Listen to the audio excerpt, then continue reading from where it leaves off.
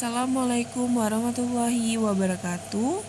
Shalom, Om Swastiastu, Namo Buddhaya, Salam Kebajikan. Perkenalkan, nama saya Maulida Rizkiatul Ula dengan NPM 1910303020,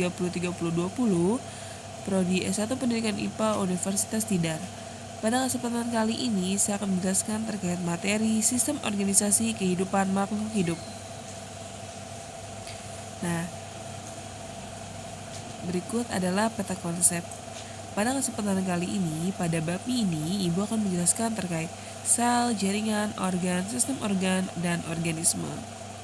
Tentunya sel dibagi menjadi dua, ada eukariotik dan prokariotik.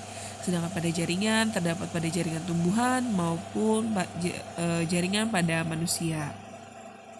Kemudian pada sistem organ itu berbeda ya antara tumbuhan dengan hewan. Kalau misalnya tumbuhan seperti ada sistem pengangkut, sistem reproduksi, sistem gerak, sistem penguapan, dan sistem pernapasan.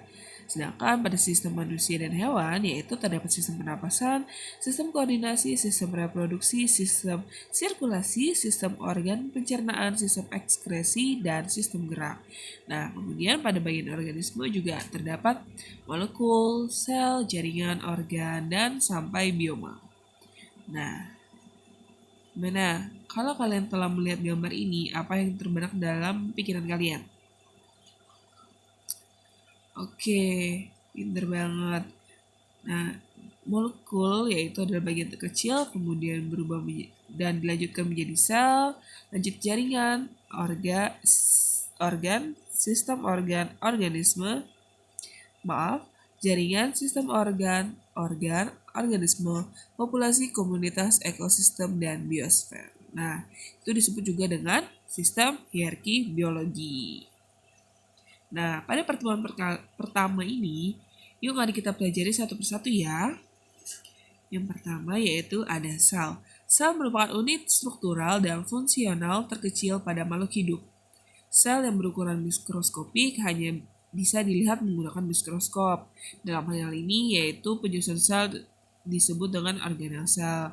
Nah, tiap organisme tersusun atas salah satu dari dua jenis sel, yaitu sel prokariotik dan eukariotik. Nah, prokariotik itu biasanya terdapat pada bakteri. Nah, biasanya makhluk hidup yang bersalah satu ini dapat hidup mandiri dan memiliki kebutuhannya sendiri, seperti energi, mineral, dan sebagaimana dan lainnya.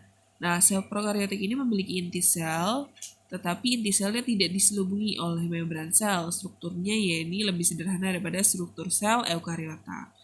Nah, karena mempunyai suatu organel yang terbungkus membran, maka batas sel dalam membran adalah membran plasma. Di luar membran plasma terdapat suatu dinding sel yang cukup kaku dan juga biasanya berbentuk kapsul luar yang biasa mirip jeli. Sedangkan pada sel eukariotik yaitu sel yang memiliki inti sel dan inti sel tersebut dibungkus oleh membran inti. Nah, kalau prokariotik kan tidak ada membran inti ya, dan dinamakan dengan eukariotik. Jadi perbedaan utama sel prokariotik dan eukariotik yaitu terdapat pada struktur yang lebih rumit. Oke. Nah, sedangkan pada jaringan ini kita akan bahas pada minggu pertemuan selanjutnya.